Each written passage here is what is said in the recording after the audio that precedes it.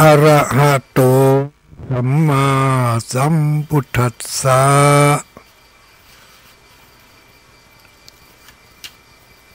ยะถา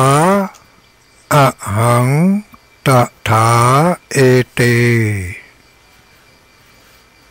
ยะถาเอเตตถาอะหังยะถาอะหัง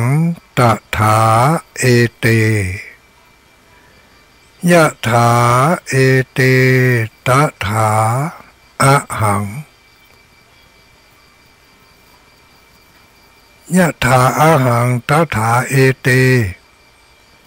ยะถาเอเตตถาอะหังขอความนอบน้อมแด่องค์สมเด็จพระสัมมาสัมพุทธเจ้าขอน้อมอภิวาทแด่พระสัทธรรมเจ้า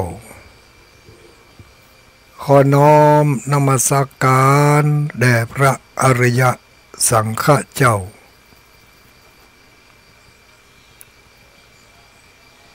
ขอถวายความเคารพมายังท่านพระคุณเจ้าท่านเจ้าคณะพระสังฆาธิการท่านครูบาอาจารย์พระสงฆ์องค์สังฆเจ้าทุกรูปทุกตนทุกองค์เจริญสุขเจริญพรสวัสดียามค่ำคืนมายังอุบาสกอุบาสิกาผู้มีศีลมีบุญทั้งหลายทุกผู้ทุกคน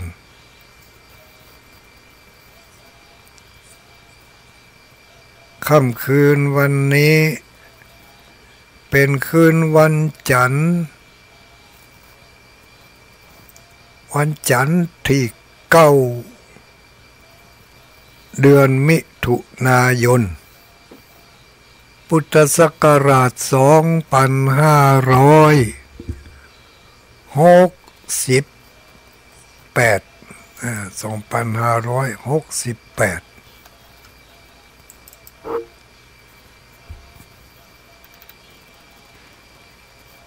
คืนวันนี้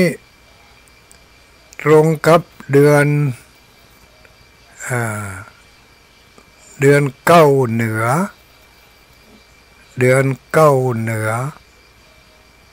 ออก14 ค่ำเดือนเก้าเหนือออก14 ค่ำแล้วเนอะญาติโยมทั้งหลายวันพรุ่งนี้ก็เป็นวันเดือนเก้าเพ็ง14ก็เพ็งเนาะ14นี่เป็นวันแต่งวันดา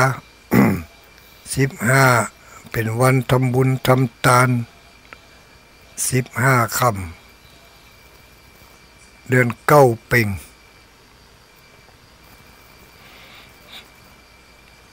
มาพบมาปะกันแล้วในค่ำคืนวันนี้ก็มีสาระธรรมเล็กๆน้อยๆมาฝากมาฟังกันเพื่อเป็นเครื่องเตือนจิตสะกิดใจให้ได้ลำลึก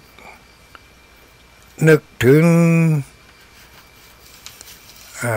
ให้ได้ลำลึกนึกถึงน้ำธรรมคำสอนที่เราได้เรียนได้จื่อได้จำได้ศึกษาเล่าเรียนกันมาได้ยินได้ฟังมาแล้วก็ดีที่ยังบ่ได้ยินได้ฟังคำเตื้อก็มีอยู่มากนักเพราะฉะนั้นถ้าเรามาฟังกัน ในรายการของพระสงฆ์องค์สังฆเจ้าที่เพิ่นจัดรายการในเวลามาค่ำมาคืนก็จะได้เป็นกู้เป็นกิมกันแก้ง่อมแก้เหงากันไปจะได้ บางเตือบางครั้งเขาอาจจะบ่ได้หู้วิถีและแนวทางก่อนรับก่อนนอนควรจะเนี่ยยังควรจะทำอะไรเนี่ยเนาะ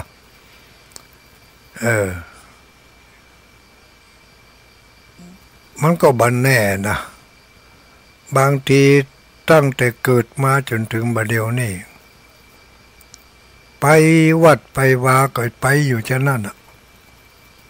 บักคัดทุกวันพระวันศีลไปตานขันเข้าขันน้ำใส่บาตร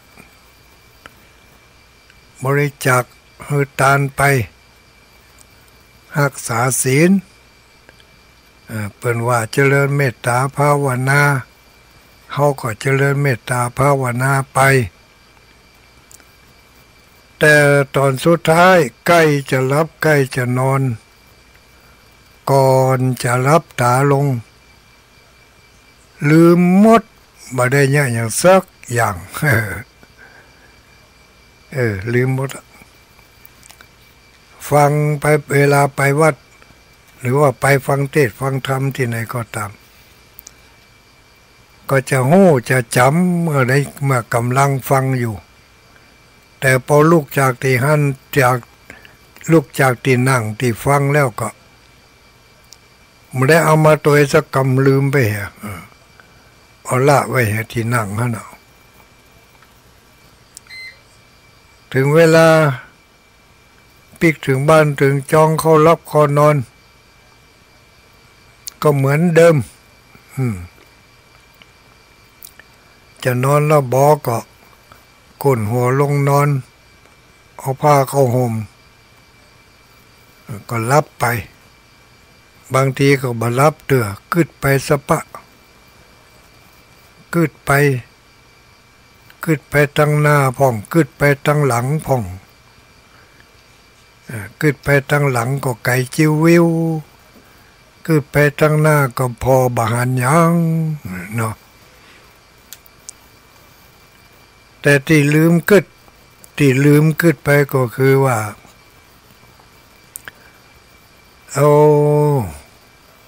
เขาได้ทำบุญทำทานมากี่ครั้งกี่หนแล้วนี่วันนี้ได้ทำแล้วกันนี่เนี่ยมาได้กึดหามันสักคำ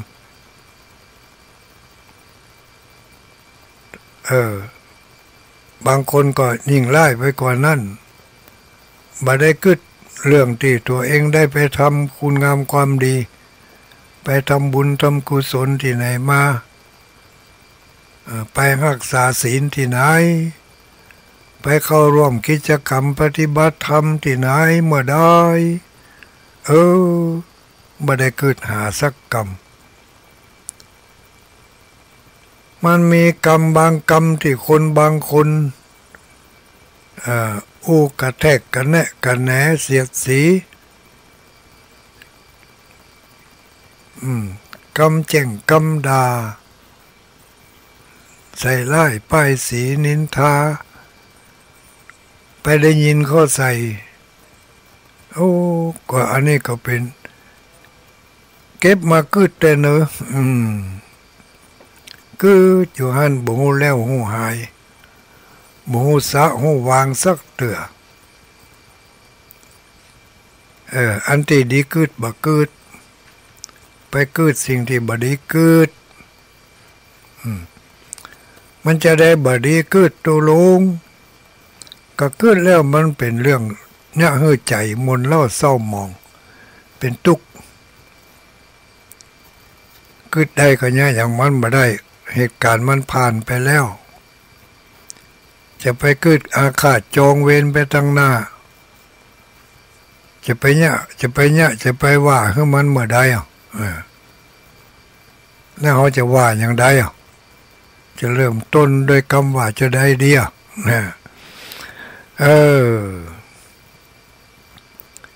กึดทำแล้วไอ้เรื่องที่ดีๆที่จะกึดได้ก่อนรับก่อนนอน ไม่ปากันคืดสักกรรมไปคืดไอเรื่องที่จะยะเฮือนักอกนักใจตุกอกตุกใจตัดความสินเพียงไปเลยญาติโยมทั้งหลายสิ่งที่แล้วมาก็ให้มันแล้วไปสิ่งที่แล้วมาเป็นคำพูดก็ดีเป็นการกระทำก็ดีถ้าเป็นไปในฝ่ายดีก็นึกทบทวนบ่อยๆแล้วก็นึกกึดแล้วนึกกึดใจหาเรื่องอย่างอันเอาไปทำที่ไหนไว้เมื่อใดพ่องอันนี้เรื่องหมายถึงเรื่องที่ดีๆนะเรื่องที่ดีๆคือแล้วให้มันเบาอกเบาใจม่วนอกม่วนใจให้มันม่วนอกม่วนใจแล้วก็รับไปก็จะรับไปด้วยความน่าชื่นตาบานท่องคาถาเขาไว้ถ้าขี้ข้านขึ้นอันอย่างเหลือแห้งก็ขึ้นต้องคาถาเลยพุทโธเมนาโถธัมโมเมนาโถสังโฆเมนาโถขึ้นไปเลยจนกว่ามันจะรับถ้ามันจะขึ้นไปในทางอื่นบอกกับมันเดี๋ยวมานี่ก่อนไปฟังไปทางอื่นแต่นะเขามาขึ้นถึงพุทโธเมนาโถนี่ก่อนเขาจวนใจเขานะใจนี่มันไม่ใช่นิ่งลูกเดี๋ยวมันขึ้นไปหันนักเตือก็ขึ้นพุทโธเมนาโถพุทโธเมนาโถไม่ใช่โถสักคำเป็นให้เป็นสวนเป็นตุ่งเป็นหน้าเป็นเพื่อนเป็นฝูงเป็นเหตุการณ์ที่บรรณา จะเอามาทบทวนมันก็เอามานึกทบทวนไปแล้วก็เกิดความหมุนเล่าเศร้าหมองของจิตใจอันเนี้ยที่ว่าต้องตัดก้อมสินเปียงกับมันละจะได้ก็ตัดมันไปให้ก่อนบักเกิดหามาละตัวเองมาเกิดหาพุทโธเมนาโถนี่ตุลุงเปิ่นว่าไว้ ที่ตุลุงว่านี่ก็ตุลุงจำจากครูบาอาจารย์มาเหมือนกันนะครูบาอาจารย์เปิ่นก็จำจากในธรรมนั่นน่ะมามีในธรรมลูกพุทโธเมนาโถอย่างเดียวเนี่ยบางคนห่มผ้าแล้วเนี่ยบางพ่องก็ฝนตกเนาะบางพ่องก็ฟ้าแม่ฟ้าห้อง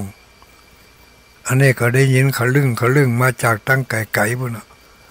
ตั้งใดหมู่นเนอะบางพ่องนี่นอนบ่หลับมันห้อนเปิดพัดลมตัวเปิดพัดลมแล้วก็ห่มผ้ามันได้อย่างอันกะเปิดพัดลมตัวห่มผ้าไปตัวจะไปลืมเด้อก็ถึงบุญถึงทานที่เฮาได้ทำมาวันนี้เป็นวันโกนวันพรุ่งนี้ก็จะเป็นวันพระวันศีลสิ่งที่เฮาจะเตรียมไปวันพรุ่งนี้เฮาก็เตรียมไว้แล้วแต่บางคนก็ยังบ่ได้เตรียมเด้อกำลังจะเตรียมอยู่ก็มีบางพ่องก็เฝ้าหม้อแกงเฝ้าเตาไฟ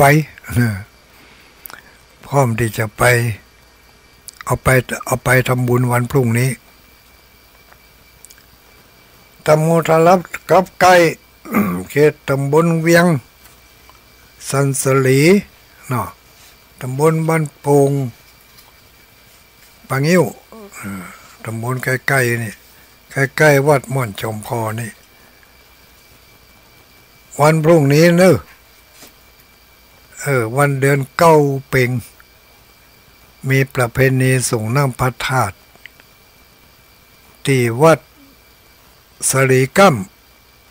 หรือว่าที่วัดศรีคำเวียงศรีกัมศรีคำเวียงนี่ก็บอกเตือนเอื้อนกันได้ยินได้ฟังเอาไว้เพื่อว่าจะได้เตรียมตัวกันได้ตันไปวันพรุ่งนี้เนาะไปวันพรุ่งนี้มันมีลูกประเพณีสงน้ำพระธาตุนี่ก็ใกล้จะสิ้นสุดแล้วนี่เนาะพอพ้นจากเดือน9ไปก็เป็นเดือน10จะห้ามไปก็เป็นเข้าพรรษาละพอเข้าพรรษาไปก็จะเป็นกิจกรรมอย่างอื่นละนี่กิจกรรมตัวนี้ก็อาจจะมีประเพณีส่งน้ำพระธาตุกาหรือว่ามีงานกิจกรรมอันใดอันหนึ่งกาอย่างนี้อย่างกับนี่ตั้งสภาวัฒนธรรมอำเภอเวียงป่าเป้านี่สภาวัฒนธรรมอำเภอเวียงป่าเป้าร่วมกับหน่วยงานและองค์กรต่างๆที่เป็นเจ้าพุทธเฮานี่นะว่าพรุ่งนี้มีกิจกรรมพิเศษกิจกรรมพิเศษ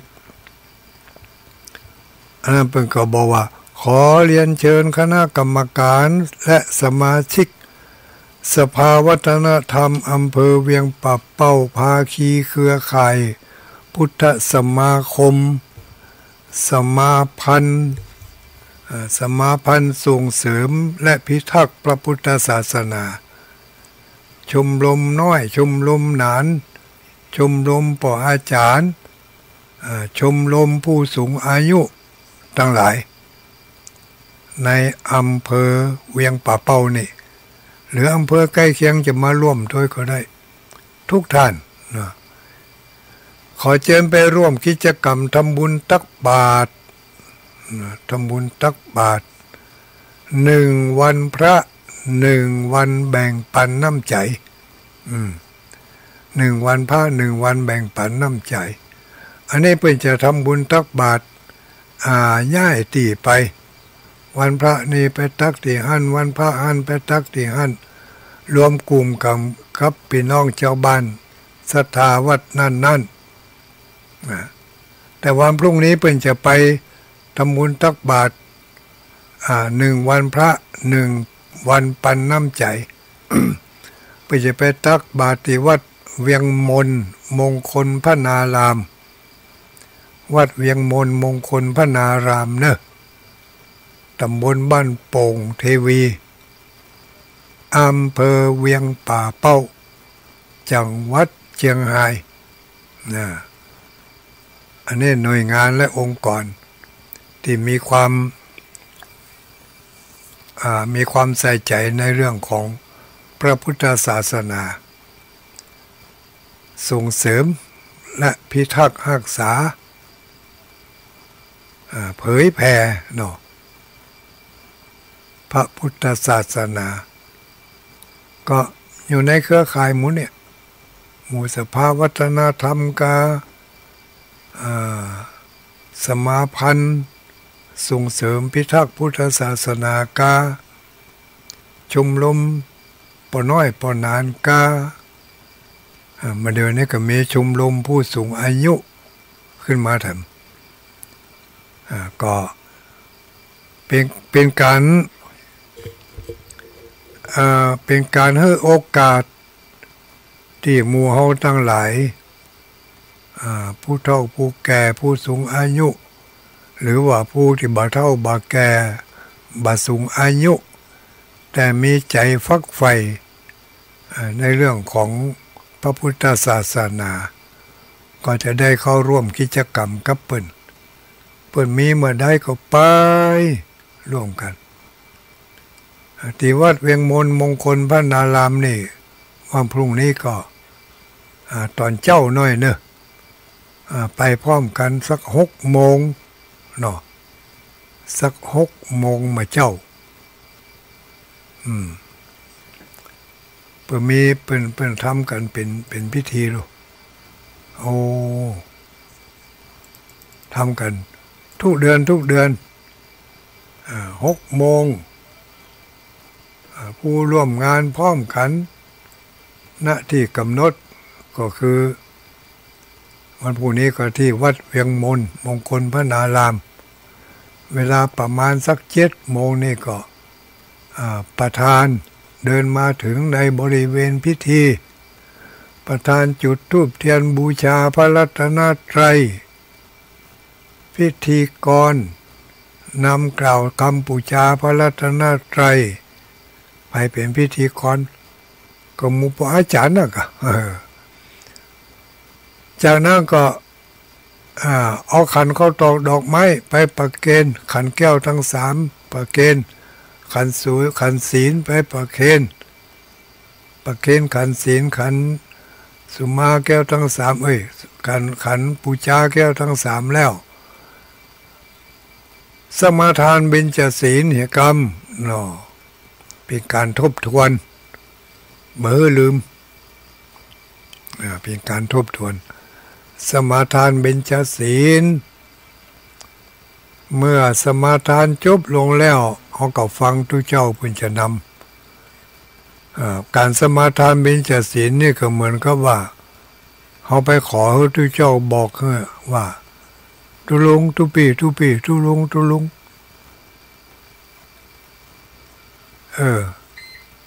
การที่จะรับศีลนี่จะได้บอกหาเพิ่นก็จะบอกว่าเอาตั้งนะโมเนอะเพิ่นก็ว่านะโม3จบเสร็จแล้วก็ว่าพุทธังสรณังคัจฉามิเมื่อนอบน้อมพระผู้มีพระภาคเจ้าแล้วต่อไปก็ประกาศตนประกาศตัวมอบกายถวายชีวิตว่าพุทธังสรณังคัจฉามิข้าพเจ้าขอถึงซึ่งพระพุทธเจ้าเป็นสารณะเป็นที่พึ่งกำแปลเป็นนะแปลถูกพ้องบ่ถูกพ้องก็ไปศึกษาเนอะไม่ใช่ตรงตัวเป๊ะนะแปลตามความเข้าใจต่อไปทุกเจ้าพระเจ้านำมาโมนี่ว่าด้วยธัมมังสรณังคัจฉามิเขาก็ว่านี่ธัมมังสรณังคัจฉามิเป็นการประกาศว่าบัดนี้ข้าพเจ้าขอยึดถือเอาพระธรรมเป็นสรณะเป็นที่พึ่งพระสงฆ์ก็จะนำไปธรรมะสังฆังสรณังคัจฉามิแปลว่าข้าพเจ้าขอถึงซึ่งพระสงฆ์ว่าเป็นสรณะเป็นที่พึ่ง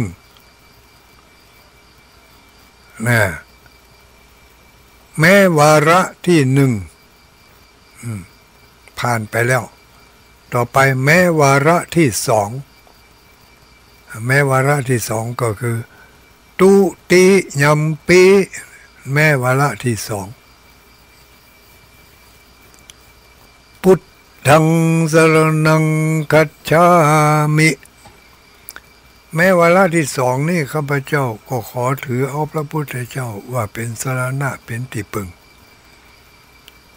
จนจบธัมมังสังฆังแล้วก็แม้วาระที่3เตื้อที่3นี่นะ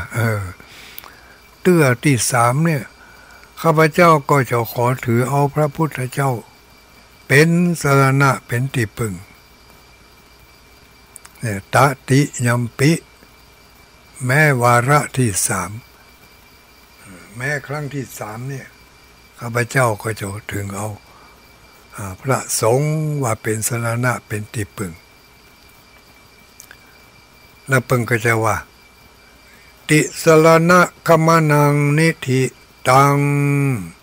นี่ก็คือจบติสรณะคัมนัง รณาคม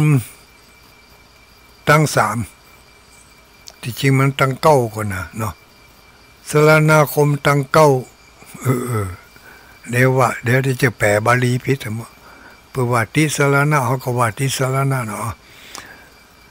สรณะที่พึ่งของข้าพเจ้าตั้งสามอย่างนี้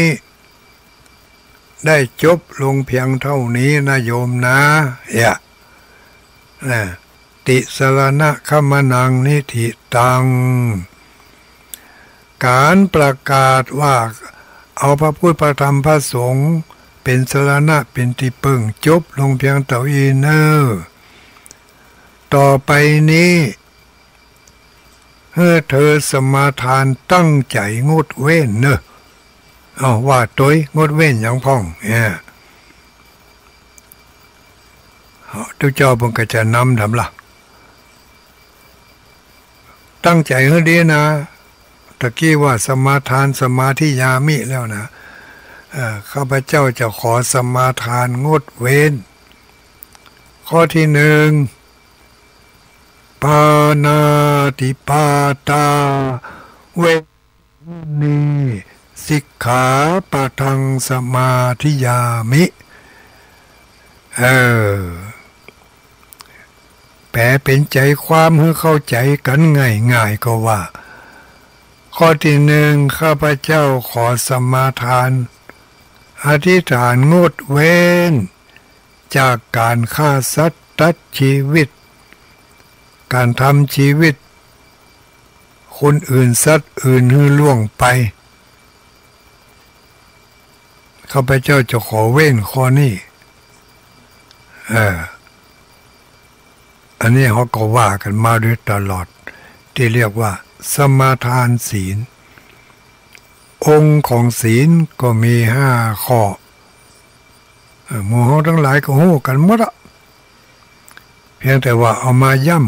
ำเพิ่มความเข้าใจแต่เล็กๆน้อยๆอันนี้เมื่อพระสงฆ์ให้ศีลเสร็จเรียบร้อยจากนั้นมคณายกพิธีกรก็จะได้อาราธนาพระปริตรจะได้อาราธนาพระปริตรปริตังนะอาราธนาพระปริตรก็คืออาราธนาสวดมนต์นั่นเนาะอาราธนาสวดวิปติปฏิภาหายะสัพพสัมปติสิทธิยาสัพพทุกขวินาศายะปริตังปลูธมังคะลัง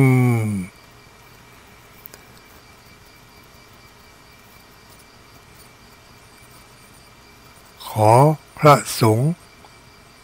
จงสวดพระปริตรเพื่อขจัดเสียซึ่งความทุกข์ให้แก่ข้าพระเจ้าทั้งหลายด้วยเถิดครูบาอาจารย์ใครหัวเขาใส่ครับอาจจะเป็นทำนองเนี่ยเอาคนบ่ได้เฮียนบ่ได้เฮียนมาแปลหรือเนาะก็ใครแปลคนเดียวแปลเอาคนเดียวแปลให้เข้าใจจะถูกบ่ถูกนั่นบ่ว่ากันนะแต่ขอให้เข้าใจตามนี้ว่าพระอาจารย์หรือว่าพิธีกรเป็นจะอาราธนาพระปริตรอาราธนาก็คืออัญเชิญพระสงฆ์นิมนต์พระสงฆ์สวดพระปริตรพระปริตรก็คือบทสวดต่างๆ7 ตำนาน12 ตำนานมีหลายพระปริตรอันนั้นมาว่ากันนะปริตรนั่นนี่จะแปลว่ามันยังก็พุ่นมันหน้าวันตาถ้าคือใจได้ท่องมาจำมาให้ดีแล้วก็จะเอามาบอก ตอนนี้ลืมไปแล้วไปท่องมาทำไมกันเนอะถ้าเถอะเมื่อพิธีกรกล่าวอาราธนาพระปริตรเสร็จแล้วพระสงฆ์รูปใดรูปหนึ่งตั้งพัดแล้วก็อัญเชิญเทวดาเชิญเทวดาโดยลูกสักเคกาเมจะรูเปคิริสิกรัตเตเนี่ยถ้าเป็นทุเจ้าเมืองก็สักเกกาเมจะรูเปคิริสิกรัตเตจันตาลิเขวิมาเนขออัญเชิญทั้งหลายอยู่ในภพในภูมิต่างๆอยู่ในบนภูอยู่ในภูเขาก็ดีอยู่บ่อหินก็ดีอยู่ต้นไม้ไส้หญ้าที่ไหนก็ดีขอเชิญมาฟังพระปริตรเนอะต่อไปนี้พระสงฆ์จะได้สวดพระปริตรจะได้กล่าวธรรมก็คือท่องพระธรรมคำสอนที่พระพุทธเจ้าเคยสอนขอเชิญเทวบุตรเทวดามาฟังด้วยกันนี่นะพระอธิวาสักเคนี่นะสักเคกาเมเนี่ยเทวบุตรเทวดาอยู่ในบ้านก็ดีในเฮือนก็ดีอยู่ในวัดในวาอารามก็ดีอยู่ใต้ป่าไม้ขุนเขาที่ไหนก็ดีขออัญเชิญท่านทั้งหลายมาร่วมฟังพระธรรมเทศนาของพระสัมมาสัมพุทธเจ้าไปพร้อมๆกับข้าพเจ้าทั้งหลายที่มาประชุมจุมนุมกันณสถานที่แห่งนี้นี่คือกำเชิญเทวดาเนาะห้อมจะฟังคนเดียวเขาหนาถึงมื้อถึงวันเนี่ยเวลาพระสงฆ์เป็นสวดนั่นน่ะมีเทวดามาฟังด้วยพอจะอ่านจะยะอายังจะนอกรีดนอกร้อยก็อายเทวดาพ่องเวลาพระสงฆ์เป็นสวดก็ตั้งอกตั้งใจประนมมือฟังไปจนจบฟังไปในบทสวดต่างๆในบทสวดต่างๆจะเป็นบทสวดสัมพุทเทอัตวีสัญจาทวาทาสัญจาสหัสเกปัญจสตาสหัสสานินะมามิสิละสาอาหังเตสังธรรมัญจาสังคัญจาเขาก็ฟังมันต้องไปแปลมันเนอะมันต้องไปแปลถึงจะแปลก็ถึงแปลถึงบ่ได้คนสวดก็แปลบ่ได้คนฟังก็แปลบ่ได้ถ้าอ่านจะฟังมันเนี่ยอย่างก็ฟังเป็นการทบทวนเลยฟังทุกเจ้าเป็นทบทวนคำสอนของพระพุทธเจ้าให้หมู่เฮาทั้งหลายได้ฟังกันฟังครั้งที่หนึ่งจำอะไรยังได้พ่องเนาะไปถึงบทสวดมงคลสูตรเนี่ยเนาะอย่างกับเริ่มต้นบทสวดมนต์เนี่ยสัมพุทเทอัตวีสัญจาทวาทาสัญจาสหัสเกปัญจเขาลองนับพอหรอที่อันที่เป็นลงท้ายด้วยจะเนี่ยมันมีกี่จะสัมพุทเทอัตวีสัญจาหนึ่งทวาทาสัญจาสองเขาจับเอาอันใดอันหนึ่งแล้วเขาไปนับเอาในบทสวดนั้นใจเขาจะเป็นสมาธินะโยมนะเพราะเขาตั้งใจจับเอากรรมใดกรรมหนึ่งอย่างพอบทสวดบทนั้นจบไปแล้วต่อไปเพิ่งจะขึ้นธรรมนะโมอะระหะโตสัมมาสัมพุทธัสสะมาเหสิโนนะโมอุตตมะมันมีนะโมกี่กรรมเนี่ยเพิ่งจะว่านะโมกี่ครั้งสัมพุทเทจบแล้วก็นะโมนะโมอะระหะโตสัมมาสัมพุทธัสสะมะเหสิโนนะโมอุตตมะธัมมัสสะ สวากขาตาเสวะเตนิทะนะโมมหาสังฆสาปิวิสุทธศีลทิทิโนนะโมโอมัตตยาลัทธัสสะรัตนาตยัสสะสาธุกังนะโมโอมากาติทัสสะทัสสะเอาเรานับพอมันมีนะโมกี่คำตั้งใจไว้นะกาบทสวดนั่นน่ะมาได้ไปนับเอาตีอันที่เอาไหว้พระแล้วก็ที่เอาสมาทานศีลอันนั้นเขาบอกเอามานับจูตัวในนี่นะกาบทสวดบทนั่น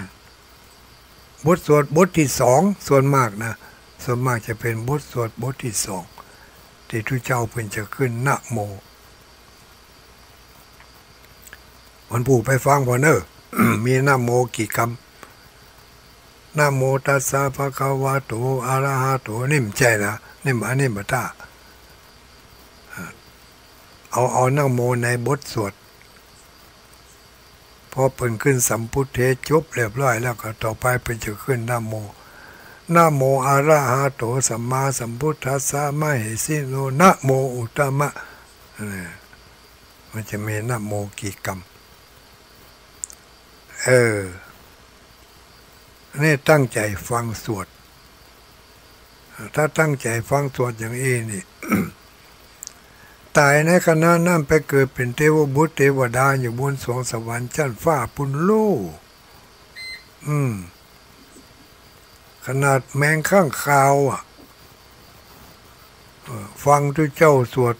กรรมฐานในถ้ำเป็นสวดหึงหึงหึงหึงหึงเสียงพร้อมเพียงกันเนี่ยแล้วก็ขึ้นเต่าเดียวกันลงเต่าเดียวกันนะโมตัสสะภะคะวะโตเนาะต่อเสียงสัก30 โทนแล้วก็เสียงหึงหึงแล้วลูกก็เนี่ยก็อย่าแมงข้างคามันฟังไปก็ม่วนเพลินไปมือหลุดจากที่เกาะที่กำว่าหัวกระแทกก็ไม่เห็นทั้งปื้นตายอ่องเขาน่ะในขณะที่จิตเป็นกุศลนั่นไปเกิดเป็นเทวบุตรเทวดาเมื่อไปเกิดเป็นเทวดาแล้วหมดอายุจากสวรรค์ชั้นฟ้าลงมาเกิดในเมืองมนุษย์ได้มาบวชเป็นทุเจ้าไปบำเพ็ญกรรมฐานในสมัยของพระพุทธเจ้าของเฮานี่แหละจนได้สำเร็จเป็นพระอรหันต์อันเนี้ยบุญจากการที่แมงข้างคาวนั่นได้ฟังสวดสมัยพระเจ้าองค์ใดไปหู้เนาะ อยู่บนสวงสวรรค์เมินขนาดอันนี้คือการฟังสวดฟังไปจับใจความไม่ต้องไปหาคำแปลมันถึงแปลถึงมาได้อยู่แล้วแล้วก็บทสวดถ้าเป็นจบแล้วแล้วเป็นจะขึ้นบทสวดบทต่อไปทำ สวดบทต่อไปนี่มีอะไรอย่างที่น่าจะจำฟังไปถ้ามันเหมือนกันสัก2-3 คำอันนี้เขาก็นับแหละอย่างที่ว่าบทสวดบทต่อไปอาเสวนาจะพาลานังปันทิตานัญจะเสวนาปูจาจะปูจานิยานังเอตัมมังคาลมุตตะมังต่อไปประกาศว่าพระธรรมมันจะมีเอตัมมังคาลมุตตะมังเอตัมมังคาลมุตตะมังเนี่ยคำว่าเอตัมมังคาลมุตตะมังเนี่ยมันมีกี่เตือมันมีกี่เตือกี่คาลมุตตะมังมันพูดไปฟังบ่เนี่ยหรือบางอันก็ใครที่ได้ไปร่วมงานได้ก็ตามลองไปฟังพอเอตัมมังคาลมุตตะมังเนี่ยมันมีกี่มัง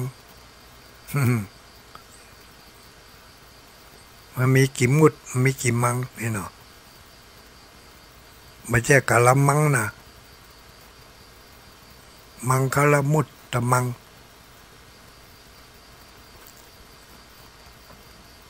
นี่วิธีการฟังสวดถ้าเขาจะบ่เบื่อเขาจะบ่ใครรับเ เขาจะมาสับประงกบางคนฟังสวดไปโดยกับสับประงกไปโดยก็ยังดีดีกว่าคนที่ฟังหูเรื่องแล้วไหว้หน้าไหว้หลังไปอู้กันอันนั้นนี่ทำให้คนอื่นเสียโอกาสเนอะบาปนั่นน่ะทำให้คนข้างๆเขาที่เปิ่นตั้งอกตั้งใจจะฟังอย่าให้เปิ่นเบนความสนใจไปสนใจที่เขาอู้กันเนี่ยจะเป็นซุบซิบซุบซาบนี่กระจ่างเถอะเพราะว่าเขามันจะอยู่สองคนนั่นเขาอยู่กับคนหลายคนที่ข้างๆเขาหั่น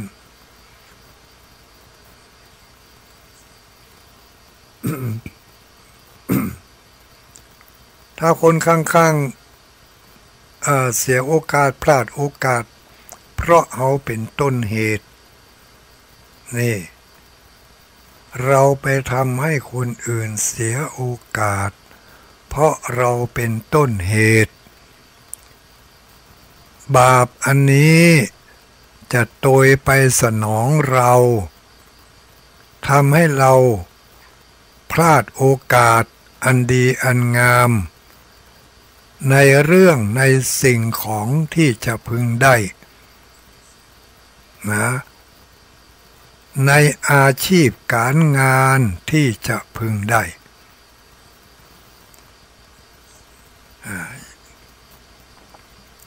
เปิดประกาศรับสมัครงานตัวเองก็จบมาตามวิถีทางนั่นน่ะสาขานั่นน่ะพอเข้าไปสอบเปิดหับอยู่สอบนะแต่สอบออกมาแล้วบ่ได้สักคำคนอื่นเปิดได้คนที่เปิดได้นั่นเพราะว่าเปิดบ่ได้ไปทำให้คนอื่นเสียโอกาสพลาดโอกาสที่เขาบ่ได้เพราะเขาเคยไปทำให้คนอื่นเสียโอกาสพลาดโอกาสแม้แต่การทำมาค้าขายไร้ล่องต้องบ้านเตียวเมืองถ้าเขาเคยไปเนี่ยเขาคนอื่นเสียโอกาสเขากล้าขายไร้ล่องถึงมื้อถึงวันนี้แทนที่ลงทุนไปแล้วจะได้กำไรมาลอมมาหลอกตั้งเป้าไว้แล้วของชิ้นนี้ซื้อจำนวนเท่าอันในราคาเท่านั้นบาทเวลาเอาไปขายแล้วจะขอกำไรชิ้นละเท่านั้นเท่านี้บาทขายไปได้2-3 อันซื้อมา10 อัน20 อันขายไปได้2-3 อันก็ขายได้ดีอยู่พออันที่3ที่4เริ่มจะมีคนมาต่อรองราคาละเริ่มมีคนมาต่อรองราคาละซื้อมา5 บาทขาย5 บาทกึ่งอัน5 บาทมันได้กะเนี่ยจะเอา5 บาทกึ่ง5 บาทมันได้กะเขาซื้อมา5 บาทถ้าเขาขาย5 บาทเขาก็มาได้กำไร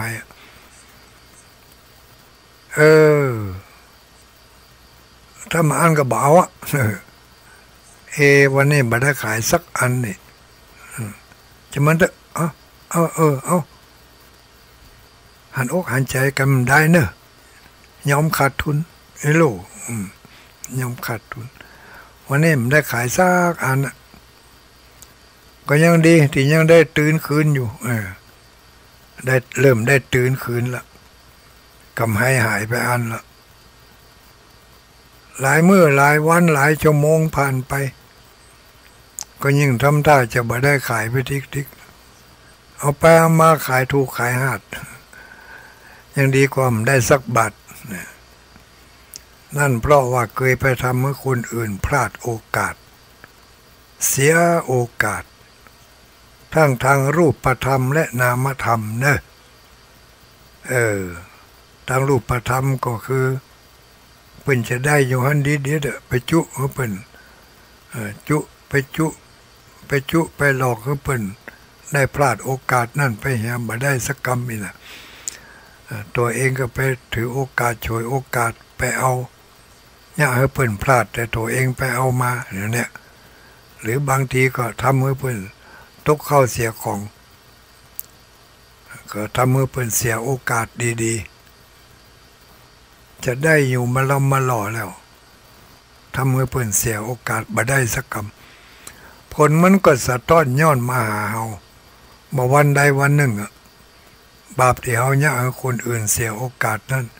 จะทำให้เฮาพลาดโอกาสดีนาทีทอง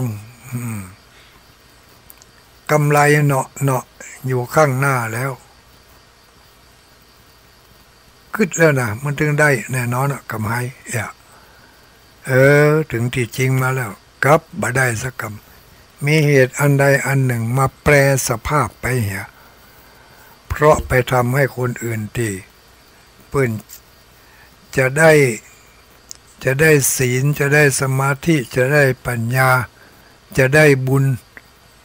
ก็เพราะเขาไปอู้กวนทำให้คนอื่นเสียสมาธิไปนี่เรียกว่าทำให้เขาเสียโอกาสผลมันก็จะทำให้เราได้เสียโอกาสมาในรูปลักษณะใดลักษณะหนึ่งข้อนี้สำคัญเวลาฟังจะเข้าใจก็ดีบ่เข้าใจก็ดีดักหัวไว้ฮะดักไว้ก่อนอย่างน้อยๆเขาก็บ่ไปทำให้คนอื่นเสียโอกาสนี่วิธีการฟังเทศน์ฟังธรรมฟังสวดเขาก็ฟังไปเอตมังคลามุตตมังเอตมังคลามุตตมังได้หนึ่งครั้งเอตมังคลามุตตมังครั้งที่สองครั้งที่สามครั้งที่สี่ครั้งที่ห้าก็ว่าไปเลยมันจะมีกี่ครั้งไปฟังทุกเจ้าเปิ่นสวดศพก็เหมือนกันเนาะสวดศพนี่กุศลธรรมาอกุศลธรรมามันมีกี่ธรรมาน่ะมันมีกี่ธรรมาฟังอย่างนี้ก็พอละญาติโยมทั้งหลายมันต้องไปอย่างนักหนามันมีกี่ธรรมามันมีกี่จโยแต่แล้วมีญาติโยมบอกถามจะลุงไปงานเขาดำม้ามเดียวเนี่ยทุกเจ้าปุ่นสวดตอนสุดท้ายปัจจโยเนี่ยมันมีกี่โยตุลุงเขาก็ไปได้นับคำเตือมันมีกี่โยไปหู้เนาะจู่ๆมาถามกันอย่างอันนี้ก็ตอบได้บางทีก็อาจจะแต่งถามหูตัวเองไปนับมาแล้วเริ่มต้นบทสวดบทสุดท้ายลูกเหตุปัจจโยหนึ่งละอารัมมานาปัจจโยสองละ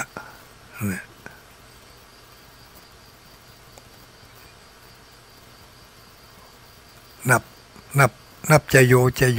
นับปัจจโยเป็นการทำใจตั้งมั่นกับบทสวดเมื่อเปิ้นสวดจบแล้วเรียบร้อย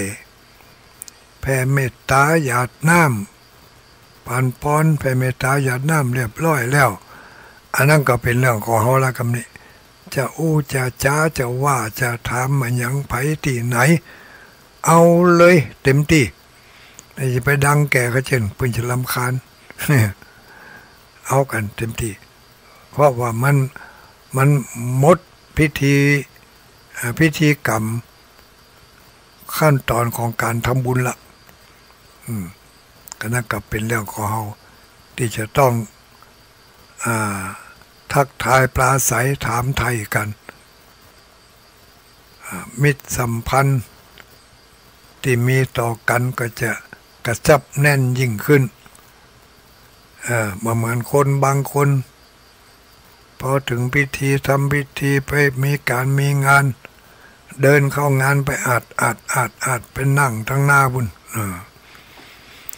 นั่งทั้งหน้าก็ดีนั่งทั้งหลังก็ดีนั่งก็อย่างสมัยนี้ก็นั่งกุมหน้าอย่างนั้นทำอย่างไผ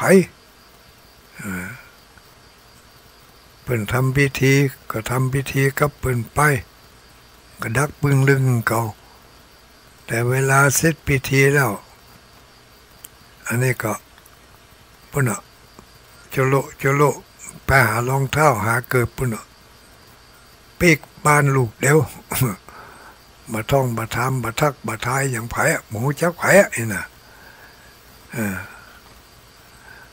อันนี้เป็นโลกส่วนตัวโลกคนเดียวเขาก็ว่ากันไป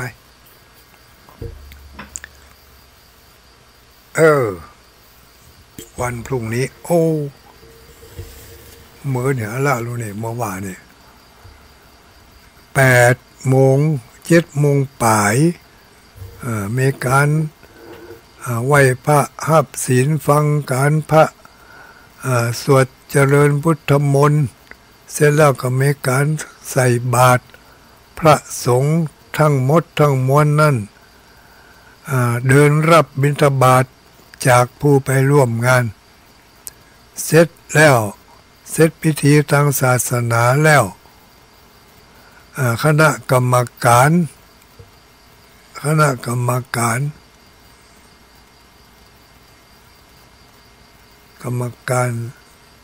ศีลห้าร่วมกันคัดแยก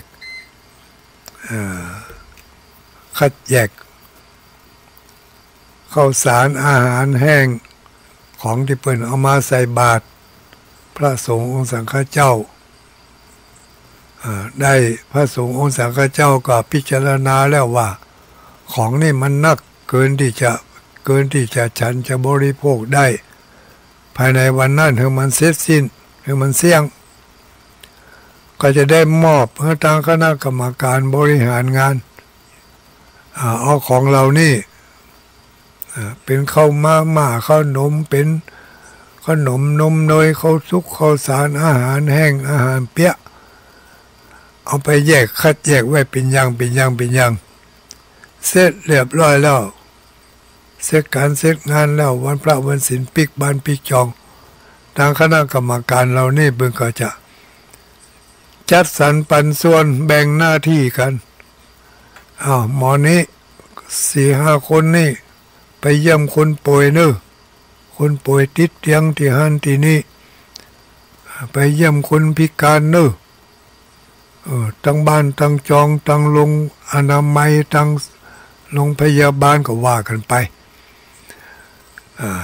ถือโอกาสออกเยี่ยมเยียนแล้วก็มีของติดไม้ติดมือไปก็เป็นของที่ได้จากบิณฑบาตนี่แหละที่พระสงฆ์เป็นบิณฑบาตเปิ้นฉันบ่เสี่ยงเปิ้นบริโภคบ่หมดใจสอยบ่เสี่ยงภายในระยะเวลาอันสั้นก็จึงได้มอบอัปปงปันให้กับคณะกรรมการจัดงานในครั้งนี้ทุกครั้งไม่ใช่แค่ครั้งนี้ครั้งเดียวเนอะทุกครั้งที่ได้จัดขึ้นมาก็เป็นการทำบุญอย่างหนึ่งเนาะยิงนกตัวเดียวได้ปืน2 บอกญาติโยมทั้งหลาย ยิงนกตัวเดียวได้ปืน2 บอก3 บอกหมูมันนะยิงปืนนัดเดียวได้นก2 ตัวอีกกันเนาะกำถูกเปิ้นคนโบราณเปิ้นว่าไว้ยิงปืนนัดเดียวได้นก2 ตัวอันนี้เขายิงปืนนัดเดียวได้นกหลายตัวก็คือว่าลงทุนหรือว่าทำอะไรอย่างสักอย่างหนึ่งทำกิจกรรมอย่างเดียวเนี่ยกาตักบาตรเนี่ยได้นกหลายตัวก็คือเข้าป่าอาหารที่เขาใส่บาตรไปถวายพระสงฆ์เพิ่นก็จะได้ฉันเป็นการเลี้ยงต้องเลี้ยงไส้รักษาสุขภาพเพื่อดีเมื่อพระสงฆ์ฉันแล้วของที่มันเหลือกินเหลือใจนั่นก็จะได้แบ่งปันต่อที่2หรือว่าตัวที่2 ผู้ที่อยากไล่ผู้ที่จำเป็นเนาะเจ็บไข้ได้ป่วยก็จะได้รับส่วนแบ่งอันเป็นบุญจากการทำบุญทุกครั้งที่ทางสภาวัฒนธรรมได้จัดกันขึ้นมาอันนี้ก็เป็นส่วนดีใครจะให้จะหอมมาก็ได้เนอะจะหอมเป็นสตุ้งสตังมาก็ได้จะหอมเป็นมามาก็ได้ถ้าหอมเป็นสิ่งของเนี่ยต้องส่งเคอรี่มากันนะเนอะมันใช่ว่ามา5 ซองกับส่งเคอรี่มาเนี่ยก็บอกคุ้มกันนะเนอะส่งมามีปอแจกก็แจกพอแจกก็เอาไปฉันให้มันเสี่ยงวันนี้ก็เอาไปม่อนพระศรีสองเมืองจัดนักจัดหลายไปช่วยกันแปลงล้างลิ้นโอ้เสียดายน้ำที่มันไหลจากหลังคาที่ม่อนพระศรีสองเมืองนะน้ำจะไหลจากหลังคาลงมาลิ้นเก่ามันก็มีอยู่แต่ว่ามันก็ยังว่านะชำรุดทรุดโทรมไปตามสังขารตามวันเวลาแตกพ่องหักพ่องปุดพ่องก็เลยตวงน้ำบ่ได้ก็เลยบ่ได้น้ำสักเม็ดสักหยดทางคณะผู้ดูแลเจ้าคณะตำบลแม่เจดีย์ใหม่เขต2ก็เสนอว่าเขาน่าจะแปลงลิ้นเพื่อรองรับน้ำจะได้เอาน้ำไว้ใจบริการให้แก่แขกเรือเวลาเปิ่นขึ้นไปไหว้สาพระธาตุพระธรรมพระพุทธเกิดว่าเปิ่นอยากกินน้ำก็ดีหรือว่าเปิ่นใครเข้าห้องน้ำห้องสุขาก็ดีบ่มีน้ำใจเนี่ยก็ลำบากจะขอน้ำจากเทศบาลที่เคยขอเทศบาลอบต.ตำบลแม่เจดีย์เนี่ยแม่เจดีย์ใหม่เนี่ยเวลามีการมีงานเปิ้นตึงจะขนน้ำไปฮื้อแต่ในช่วงที่มันบ่มีการมีงานนี่ก็ต้องอาศัยน้ำจากน้ำฟ้าสายฝนตกลงมาก็ตวงเอาไว้ได้เล็กได้น้อยก็ยังดีมีผู้เปิ่นไปใช้บริการห้องน้ำห้องสุขา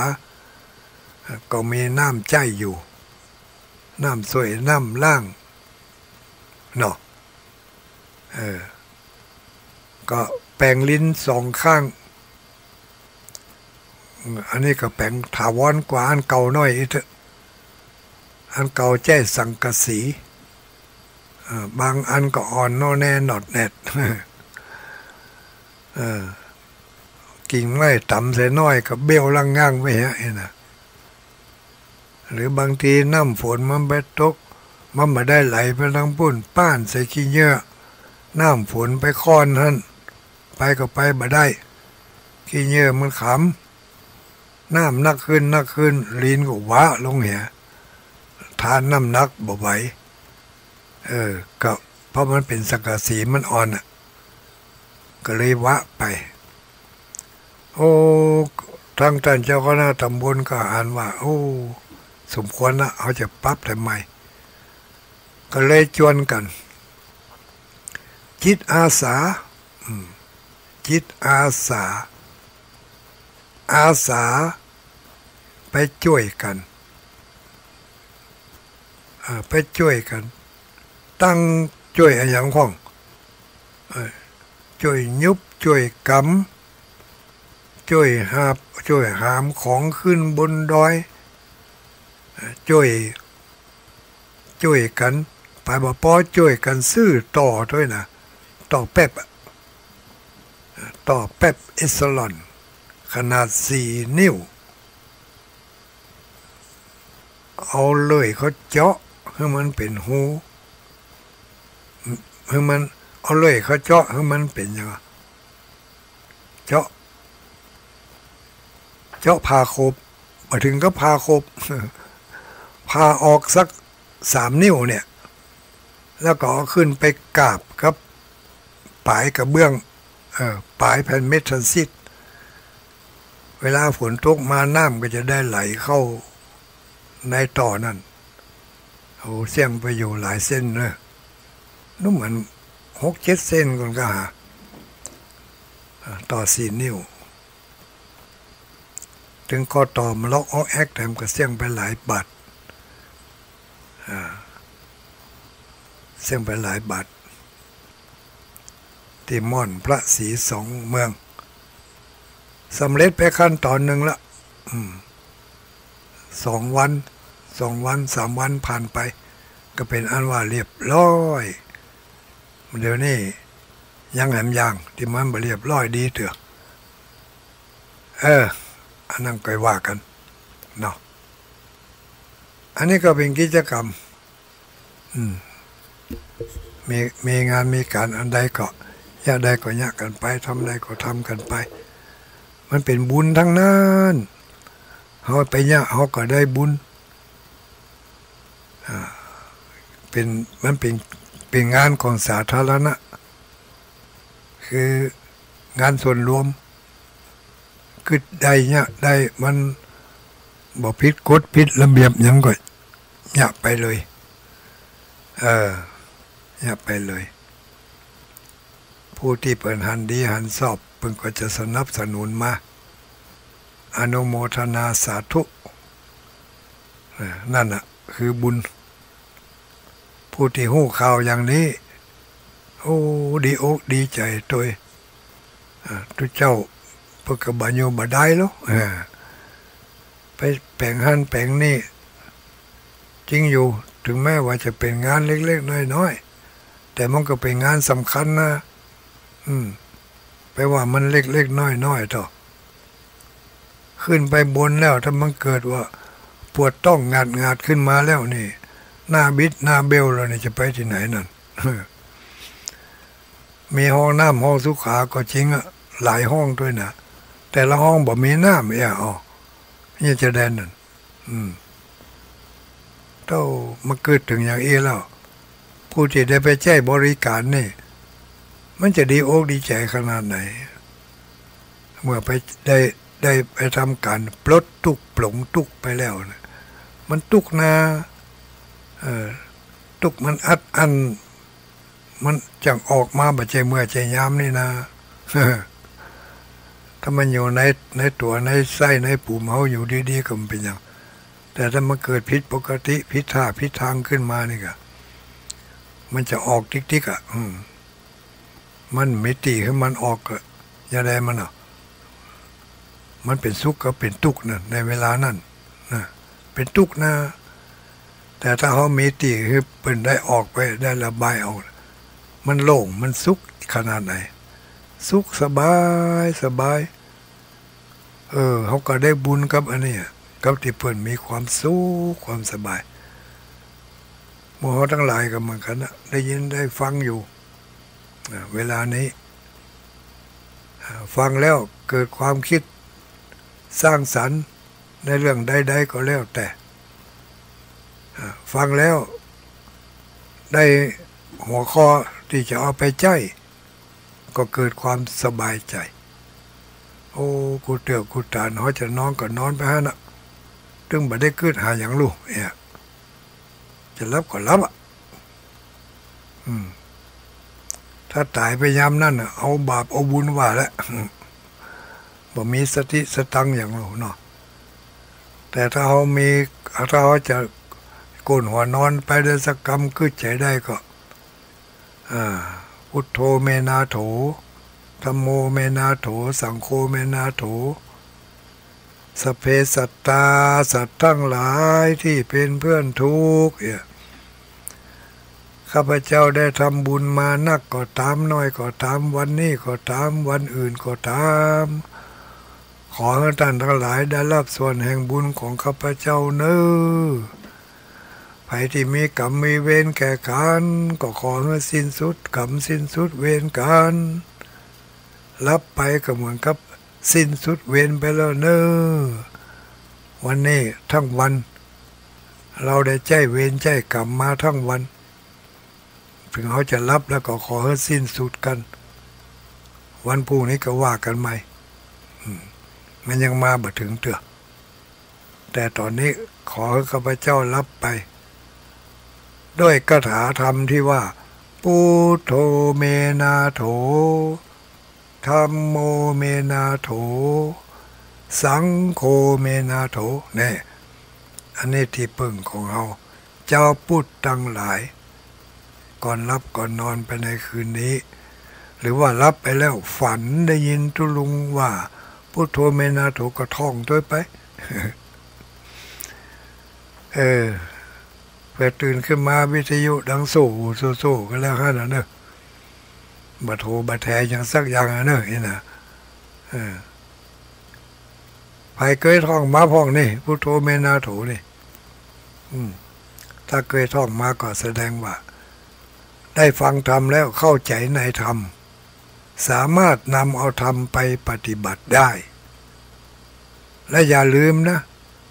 เมื่อปฏิบัติใดแล้วก็ต้องเอาไปเผยแผ่ให้คนอื่นด้วยไปบอกไปกล่าวไปอู้ไปจาให้กันฟังในเมื่อเวลาอันสมควรเขาอู้กันเรื่องฆ่าฟันบันเนื้อเหล่าหน้าจ่าขวัญเขาเอาธรรมะไปอู้เขานะตอนนั้นมันอู้ไม่ได้มันคนละอารมณ์กันนะแต่เขาก็บอกไปต่อยอดเขาดัก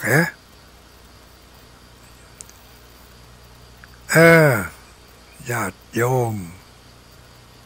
ค่ำคืนวันนี้คืนวันที่9วันจันทร์เนาะกิจกรรมงานของกลุ่มคลื่นสีขาวใกล้เข้ามาแถมละญาติโยมเขาทั้งหลายวันนี้วันที่9แล้วจากนี้ไปก็มีแหมกี่วัน29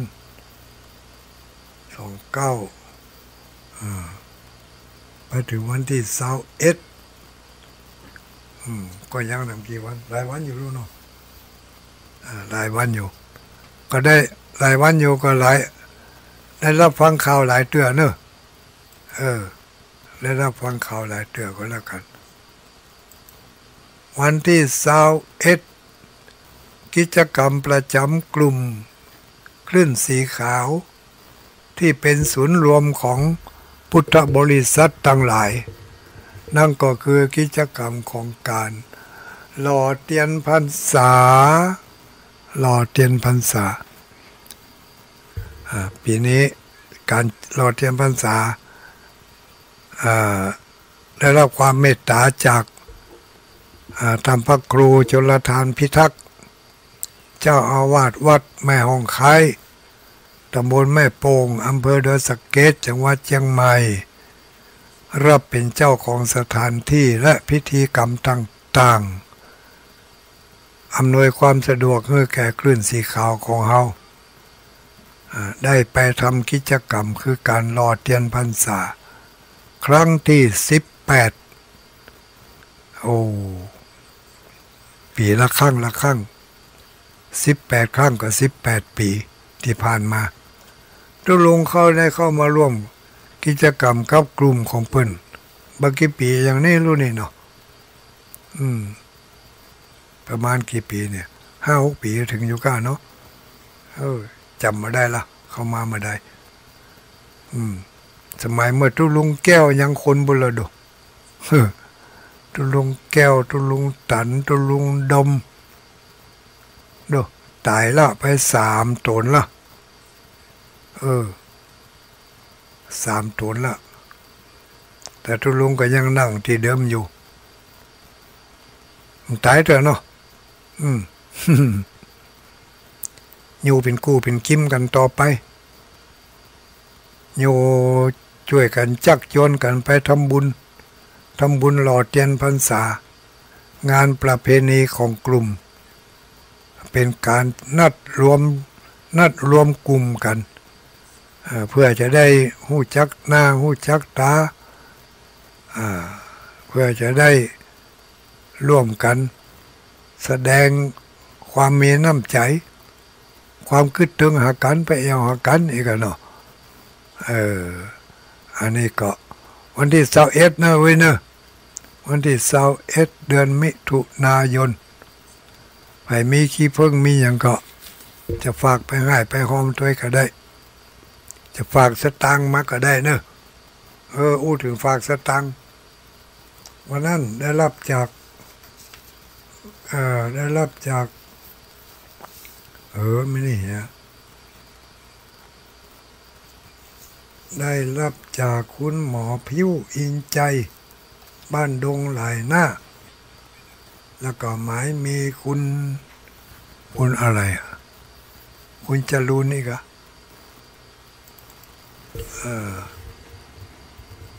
คุณศรีอรุณคุณศรีอรุณจันประสิทธิ์อันนี้จากไหนก็สมุทรปราการสมุทรสาครอย่างพุ่นเอาเป็นฝากมาให้มาหอมพร้อมกันนั่นก็มีไผ่แต่มีไม่อุ้ยอย่างมีแม่อุ้ยเอาเห็นแล้วญาติโยมทั้งหลายสหาบ่ป้าแล้ว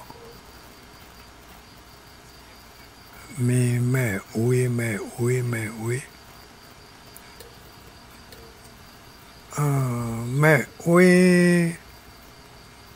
อย่างก็นามสกุลพรหมโลก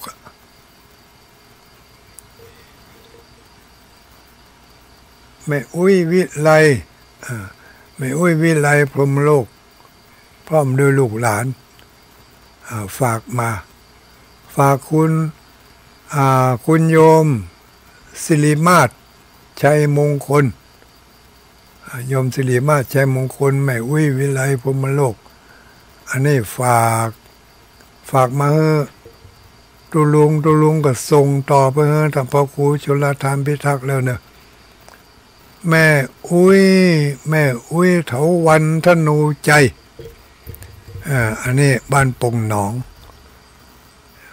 จะขอรับเป็นเจ้าภาพเทียนพรรษา4 เล่ม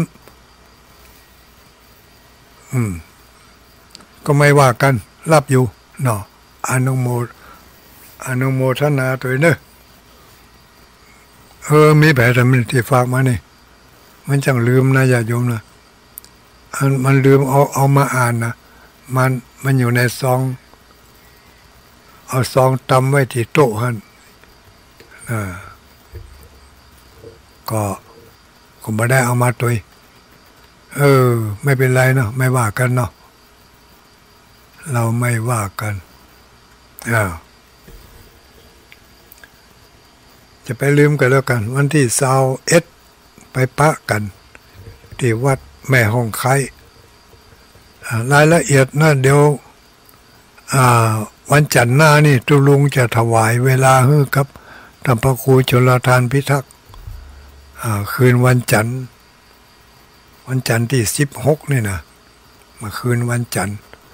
เพราะว่าท่านพระครูชลทานพิทักษ์นี่เปิดออกอากาศสถานีของเขาเนี่ย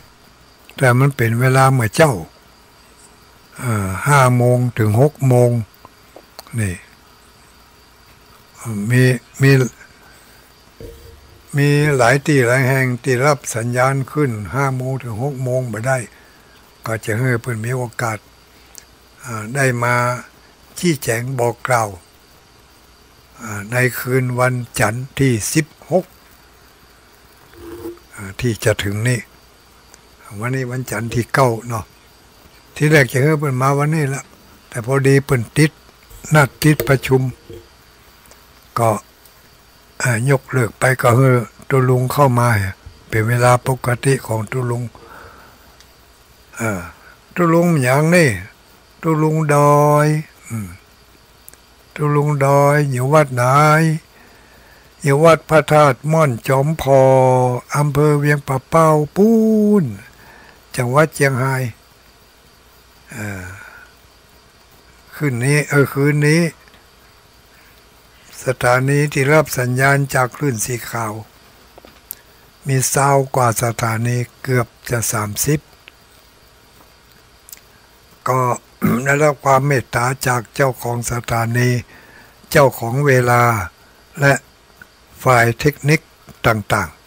ๆได้อำนวยความสะดวกให้เสียงนี้ไปถึงบ้านถึงจองของท่านทั้งหลาย โดยที่ว่าทางคณะพระสงฆ์เจ้าเฮาพระเผยแผ่เนี่ยมาได้จ่ายสตางค์สักบาทมาได้จ่ายเจ้าเวลาเปิ้นถวายเวลาให้เลยโดยใจบุญใจกุศลโดยเจ้าของสถานีเจ้าของขึ้นความทีเจ้าของเวลาเนี่ยเพิ่นก็คือใจว่าเนี่ยจะได้เมื่อเพิ่นมีโอกาสเพิ่นจะได้ทำบุญเพราะเปิ้นประกอบธุรกิจทางด้านนี้เปิ้นก็เอาอันนี้แหละมาเป็นช่องทางในการทำบุญของเปิ้นหมู่เฮาทั้งหลายที่ได้ยินได้ฟังก็เป็นเพราะว่าได้รับความเมตตาจากเจ้าของทั้งเวลาสถานีและกิจกรรมเนาะและงานต่างๆถ้าบ่ได้รับความเมตตาจากเปิ้นแล้วหมู่เฮาทั้งหลายดักปิ้งกันได้ยินข่าวว่าห้อยต้องซักดักไปนะก็ว่าดีแล้วหุ่มโหเนี่ยขออนุโมทนากับศรัทธาญาติโยมทั้งหลายพายุเวียงป่าเป้าสันสลีบ้านปงเทวีป่างิ้ววันพรุ่งนี้ก่อนเนี่ยเชิญเนอะไปที่วัดสรีกั้มสีคำเวียงวัดเก้าของเวียงป่าเป้าเวียงป่าเป้าเป็นวัดเก้าเปิ้นเจ้าเมืองเวียงป่าเป้าเป็นคนสร้างครูบาศรีวิจัยเป็นคนสร้างไปนั่งนักเพื่อได้สร้างวัดสรีคำเวียงก็เวลานี้9 โมง25 นาทีสมควรแก่เวลากันเนาะสมควรแก่เวล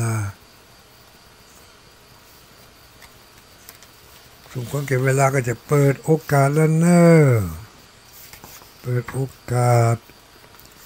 ยะถาอาหังตถาเอเตยะถาเอเตตถาอาหังคือคาถาอะไรเอ่ย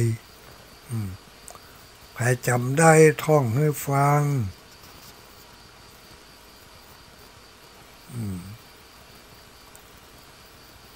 ปัญญังนัปปะมัชชะเชยะปัญญังนัปปะมัชเชยะ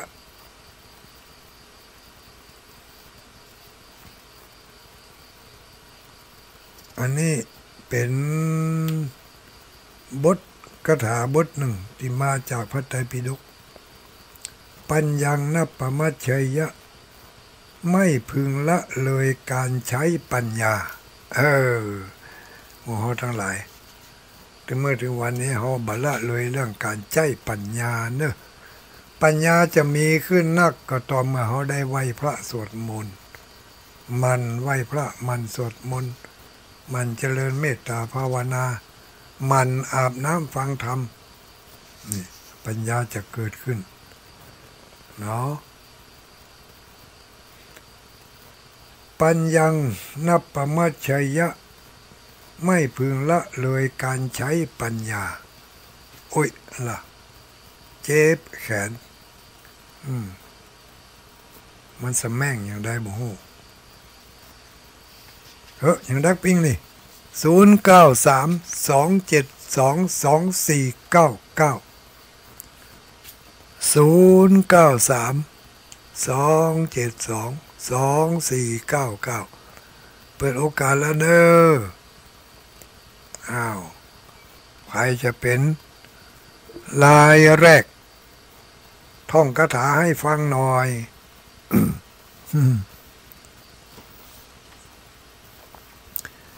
ยะถาอาหังตถาเอเตยะถาเอเตตถาอาหังพิจารณาอย่างดักปิ้งนี่โทรศัพท์บดีหรือมั้งกะพอสัญญาณก็มีอยู่ ออช่องหนึ่งก็มีช่องสองก็มี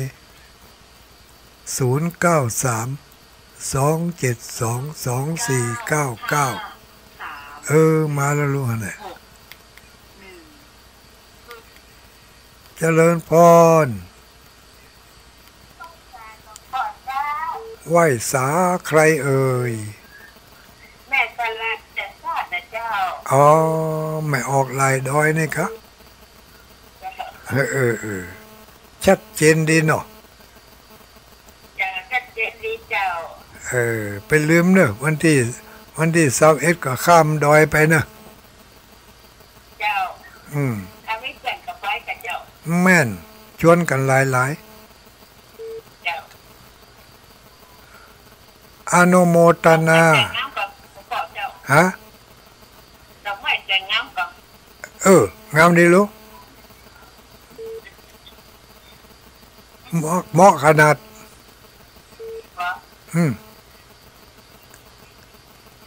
อนุโมทนาเนอะสาธุ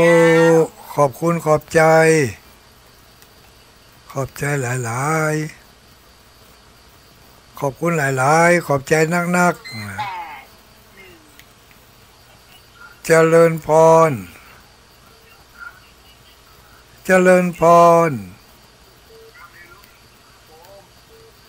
สวัสดีพ่อโอ้ยเอาละโทรศัพท์ล้วนเห็นแล้วเสียงเรียกเข้า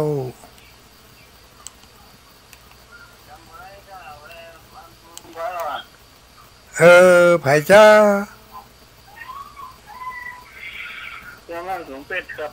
เอาปอออกลายดอยอันนี้มาไก่หน่อยเฮ้ยมารับมานอนเถอะเนาะฝนตกก็พ่อน้อยยังหมดตกเถอะกะครับแม่ละออนอัดเตรียมไข่หมดแดงไว้ดูไว้จะมามันได้งูแฮมเหมือนก็ไปอ่ะเตรียมไว้ใส่ช่องฟิตเลี้ยวเลยป้าเท่าบุญมีมตายเขาควายลังว่องสักวันเนาะครับผมขอบคุณจะหลายนะพ่อน้อยนู้ครับผมสาธุรับดีฝันดีชัดเจนดี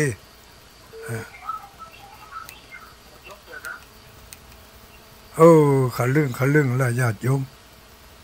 ตึกไหนก็ตึกหานั้นเนอะหูกับเนอะ0932722499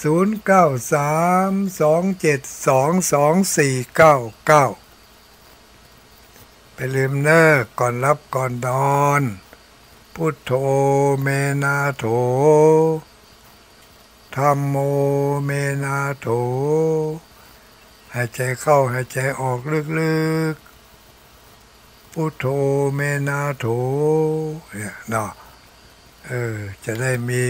สรณะมีที่ปึงจะได้ม่วนอกม่วนใจอิ่มอกอิ่มใจ0932722499บ้าวันนี้ยังหายเสียบโอ้ยมาลั่งปากันไปแอวให้หมดกะก็ว่ารับละแล้วที่มาที่กุเตียนี่บุญมายุนยันแปลกประหลาดอยู่เนอะเจริญพรใครเอ่ยจำไม่ได้เลยเนาะนั่นก็มันมายายวุ่นจังหวัดพะเยายายวุ่นวายเบิกบานเจ้าวังนี่บ่ได้มาวุ่นวายนี่เปิดตึงบอกว่าเลยตึงบอกว่าเปิดคืนเปิดโตแต่แน่นแตกบ่จำน้ำค่ะหน้าฝนเนี่ยโทกันหยักโทกันหยักจะซ้อนใส่เข้าทางใดก็บ่ได้แต่นั่นนะนี่จะเป็นทิศหลอกล่ะโลทิศกับคนติดแล้วก็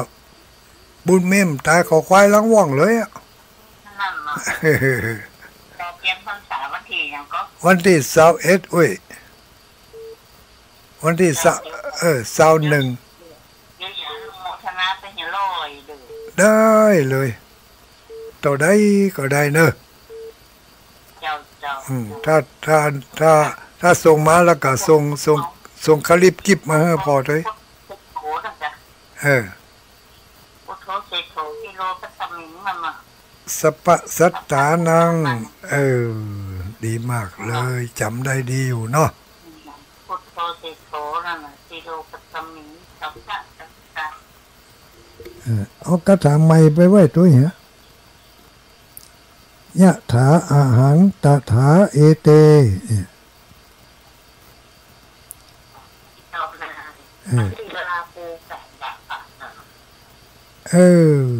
ขอบคุณหลายๆเนี่ยไม่วุ่นเนอะสาหัสสามูตุอันอย่างมันนั่นใจได้อยู่อันใหม่นี่ก็ได้ยินแล้วก็ต้องมันมาได้อู้กับเนาะแม่นกะมันต้องอู้ตัวเขียนตัวก่อนเนาะได้ยินอู้กับคนอื่นคนเนาะถ้าวันนี้มาตั้งกับวันหน้าฟังแม่นอนุโมทนาสาธุสาธุฟ้าขลึงทั้งหลายดอยพุ่นแล้วเนอะสาธุฟ้าขลึงทั้งหลายดอยวันออกพุ่นแล้วเนอะ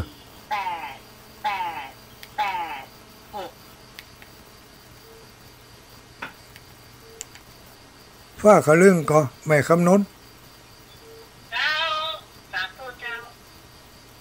ฟ้าบักขลึงก็บ่มีฟ้าขลึงก็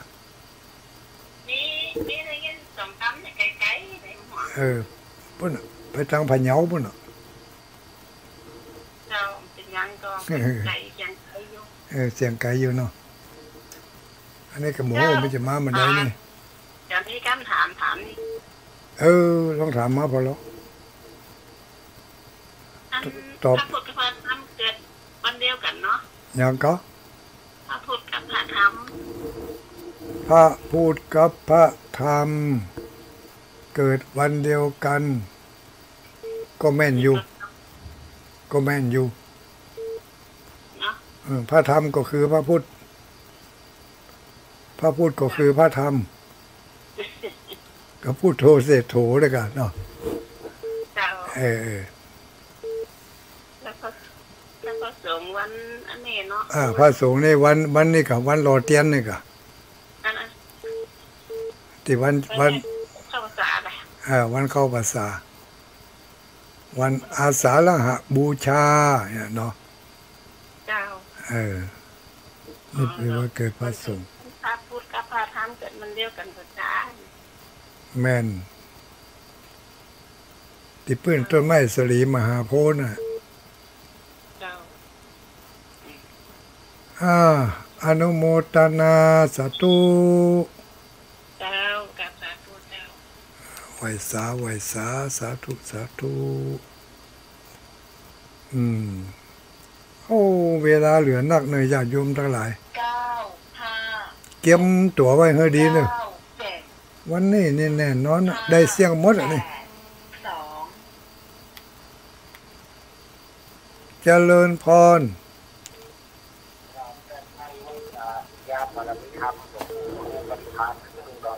อัลโหลเจ้าลำปางฝนตกก็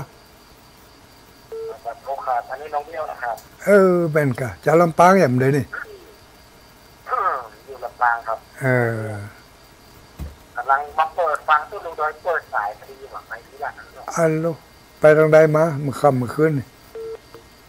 เรียนไปขายรางวัลมาครับเรียนก็วันนี้ก็อย่างน้อยเขาได้ยินกันก็ถือว่าดีแต่วันหนึ่งหมดแม่นครับแล้ววันนี้ผู้ลุงโดยสบายดีไหมครับผมสบายดีกินข้าวลำน้ำโลนอนรับเนี่ยที่เวียงป่าเป้านี่ก็กำลังขลึ่งแต่เจ้าไปขอบคุณหลายๆเนอะน้องเบลเนอะติดตามกันต่อไป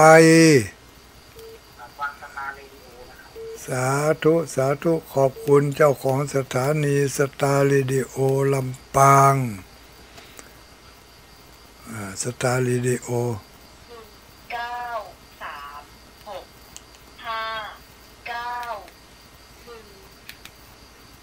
เจริญพรฮัลโหลเมื่อนนั้นนักแกรู้ดิ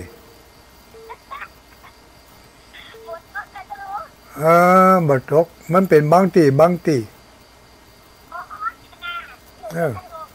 แต่เจ้าไปดอยนางแก้วตกตะมูหุนตางนั่นบนดอยนางแก้วก็ตกนักอะละอยู่ทั้งหลุมนี่ที่ตุลงดอยอยู่นี่บัดตกกำลังจะขลึ่งมานี่พดบ่โหนี่เอาไปสักหน่อยบ่ฝน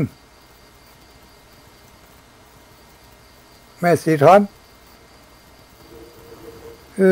ดักปิงล่างฝนตกห้ำเหรอกะอะไรเตือนมาเนี่ย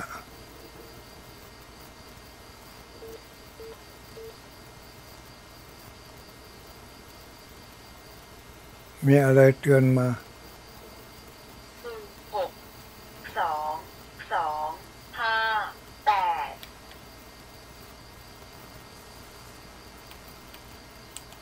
เจริญพ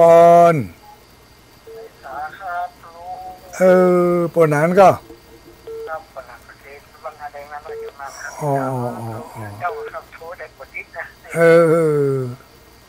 ขนาดวันนี้ว่างขนาดนักนะวันนี้นะเนาะ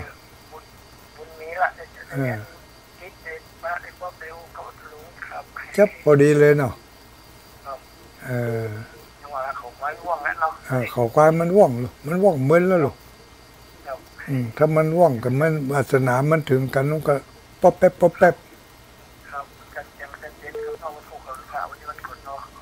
แม่นคนไปวัดหลายกว่านั้นอ๋อหน้าแรกนี่นะไปกันหลายอยู่ได้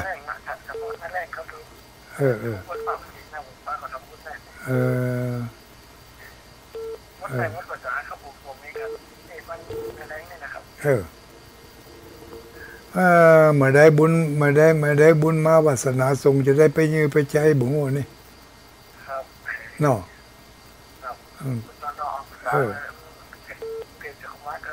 ได้ยินท่านอาจารย์มหาสมชาติจวนอยู่นะอ้าวขอบคุณหลายๆพนันอ้าวสาธุเนอสาธุ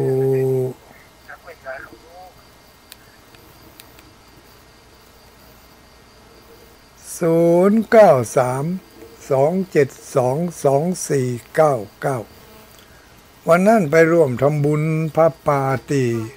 วัดบรรพตสถิตมีศรัทธาญาติโยมเป็นหายหอมมากระจัดนักจัดหลาย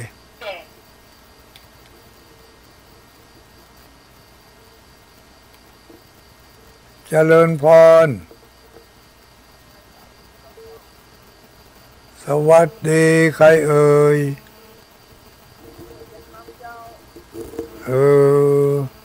บ้านไหนวังเหนือวังเหนือบ้านยังวังเหนืออยู่บ้านยังอ๋อบ้านแม่สุกมันมี4แม่สุกใด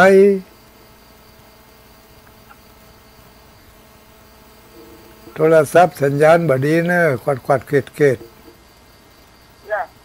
ฝ้าขะแลมก็ฝ้าขะแลมใส่มันก็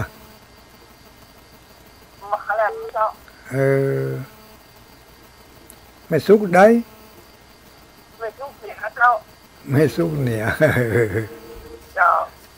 วังเหนือนี่มีหลายสุกนะเนาะนั่นกะถ้าดูต่างสุกชัดเจนดีก่อน าพี่พุทโธเสโสติโลกัสสมิงเอาไปที่ไหนเขาก็ว่าได้หมดเลยแม่นแล้ว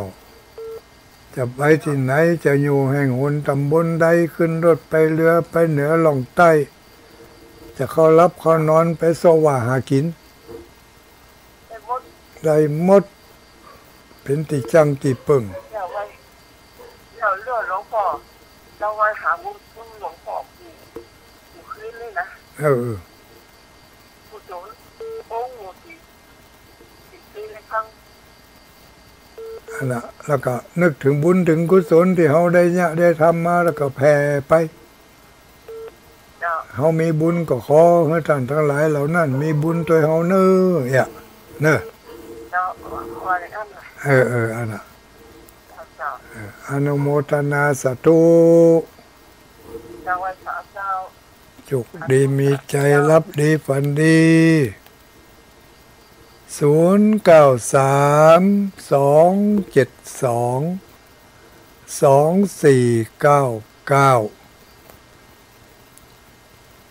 0932722499เจริญพ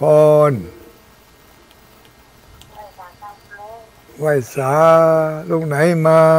รายงานตัวไม่อุ้ยพิสมัยคะไม่อุ้ยพิสมัยเขื่อนคำเนาะโอ้ยข้อคาถาของตัวลุงนี่คือการตอนประเดียวเนี่ยซึ่งเหมือนได้จับมาได้มูดันได้อยู่หลายตอนหลายคนคาถาใหม่นี่บ่ได้ก็บ่ได้ก็อันนี้ต้องขอเหตุผลคิดก็ไปอันไหนน้องไลน์ส่งไลน์ไปเนาะดีละ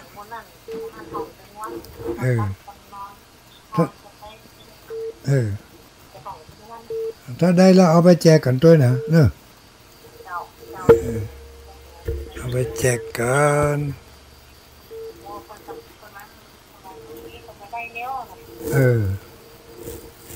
ดีมากเลย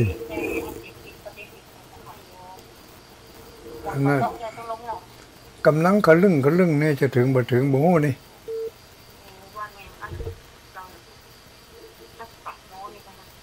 ตกก็ลำปางตกกะ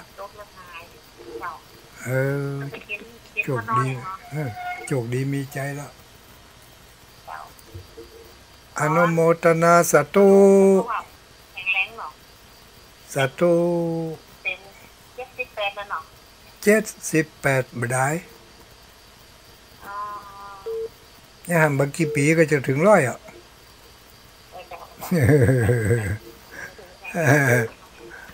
อนุโมทนาเนอะ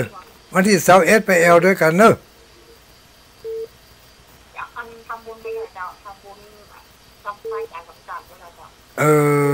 ทำก็พอทำก็แอลก็พอแอลถ้ามีเจ้าหมู่มาจนก็ไปด้วยกันฮะอนุโมทนาสาธุสาธุสาธุจุกดีมีใจปันใหญ่ปันสูง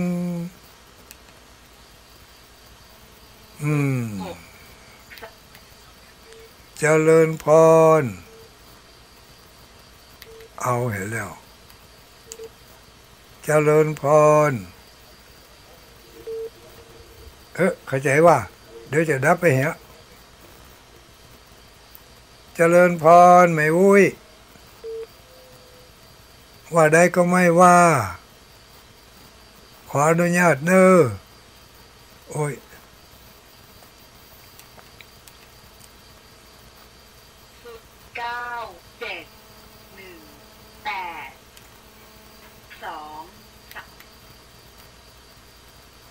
อ้าวเจริญพรสวัสดีเจ้าลูกไหนมาเจริญพรเจ้านมัสการเจ้าลูกทางใดมาอำเภอสันทรายมาเจ้าอำเภอสันทรายจังหวัดเชียงใหม่เนาะ ฟังตลอดก็ฟังตลอดนะเจ้าฝนตกก็ฟังตลอดนะเจ้ามันจะกำลังกระยุ่งกระเรื่องอยู่นะอันนี้ถ้าจะกระเรื่องกันเดียวสบายดีอยู่กินข้าวล้ำน้ำลงโอ้ดีแล้วเจ้าสุขภาพแข็งแรงเนาะก็จะนั่นตามอายุสังขารหลายครั้งแล้วมันแบบให้ตันนะต้องลงเจ้าโอ้ถ้าบุญมีวาสนามันต้องได้กันเรื่องได้ปะกันเขาควายมันว่องเลยเลยวันที่27วันที่21ไปหอยแม่ของใครไปด้วยกันเนอะเราไปปะกันปูนคือกำลังใจตุลุงเนอะเจ้าขอบคุณขอบใจรับดีฝันดีเนอะโชคดีมีใจรับดีฝันดี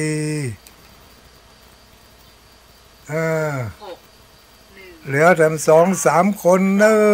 ะเจริญพรไผเอ่ยมาจากลำปางเจ้าลำปางบ้านหยังเจ้าบ้านหยังเอ่ยบ้านแม่โขงเจ้าฟังชัดเจนดีก่อนข้างแรกเจ้าโลข้างแรกก็จับพอดีอยู่นี่เนาะเจ้านี่ค่ะบุญวาสนามันตึงกันลูกอันกะเป็นกู้เป็นคิมกันไปค่ำคืนเนาะถ้ามาอันก็ยังง่อมกะเขาอูไปนี่มีคนฟังก็จ้าเนาะหมวนนี่ก็ตุลุงอูเป็นสมอง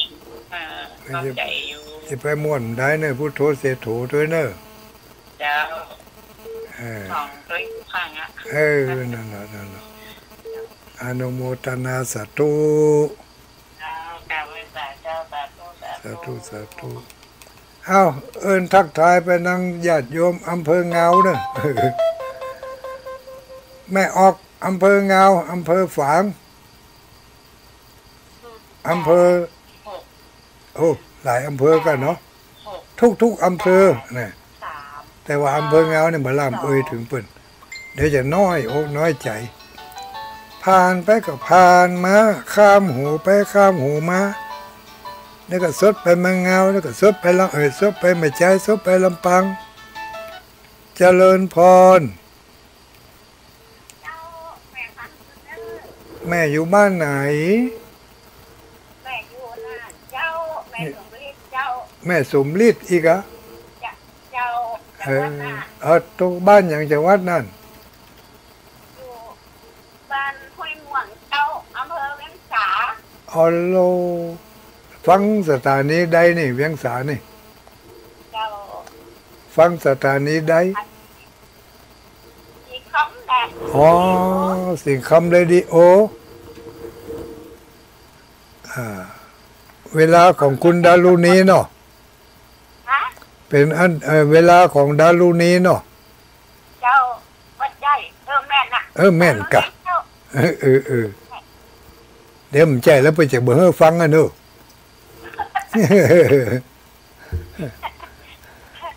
อนุโมทนานะเนอะรับดีฝันดีโชคดีมีใจฝนตกห้ำเนอะบึดนั่นกะสาธุ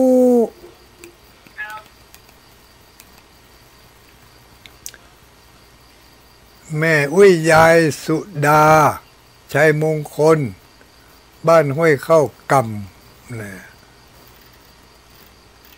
แม่น้องพรรัตนังบ้านสันทรายก็แล้วก็หูบยิ้มก็ว่าใครหัวไปหูนี่ ว่าท่อนิ่มอย่างนี้ขึ้นสีขาวเกษณีแม่อุ้ยเกษณีแม่อุ้ยเพชรบ้านเมืองปานแม่อุ้ยสายฝนจันกุนะบ้านน้ำดิบป่าซางลำพูน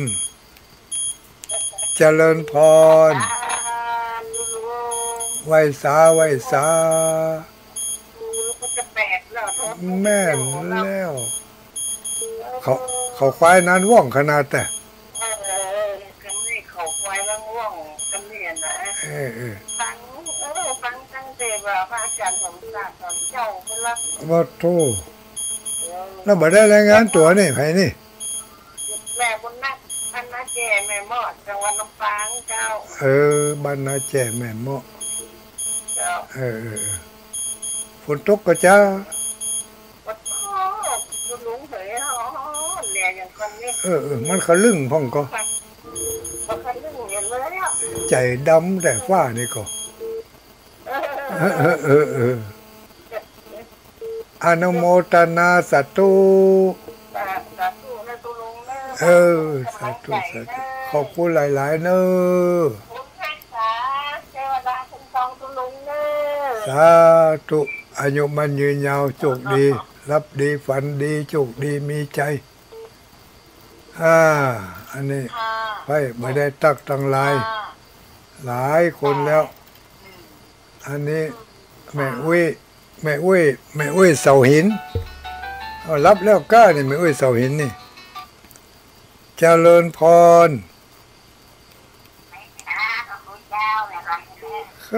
เหมือนแล้วนี่ให้หน้าให้ตาไปนี่เนาะจำได้อยู่แม่อุ้ยแสงทองแม่อุ้ยแสงทองเหรอไหนว่าจำได้ก็จำได้กับแม่อุ้ยแสงทองไม่เลือนเขาว่าเดี๋ยวลำปางเจ้าเขาอย่างมาเหมือนกันเฮ้แต่เฮ้ว่าวันนั้นกูเตือนยังเหมือนยังอีวันนี้เสียงเหมือนแม่อุ้ยแสงทองปุ่นพะเยาปุ่น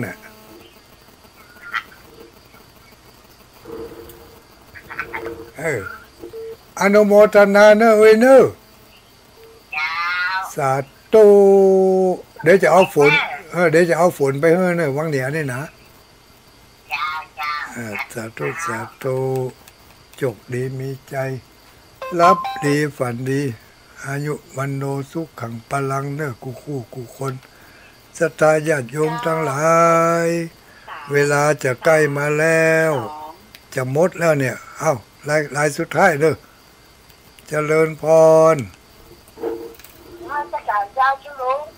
อยู่ไหนรายงานตัวรวดปิดสถานีเลย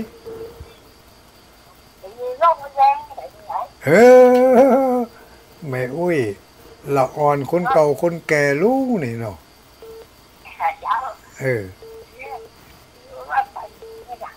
วัดป่าหินชัดเจนดีเนาะเขาถือโอกาสล่ำลาศรัทธาญาติโยมทั้งหลายไว้ที่ก่อนเนาะนั่นก็เดี๋ยวมันจะขะแล่มแซ่นะโชคดีมีใจกันกูคู่กูคนเนอะอายุวันโนสุขังพลัง